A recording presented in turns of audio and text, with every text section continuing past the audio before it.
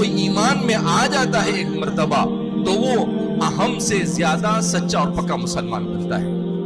हमारे एक दोस्त बता रहे थे कि एक मर्तबा बरतानिया में मस्जिद से नमाज पढ़कर कुछ लोग निकले,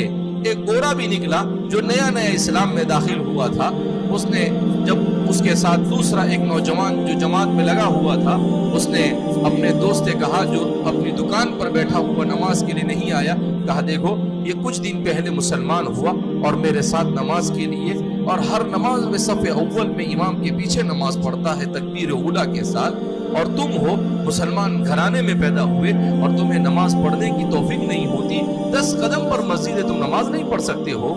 तो उस गोरे ने और नौ मुस्लिम ने उसकी बात सुन ली, तो वो क्या कहता है, छोड़ो इसे,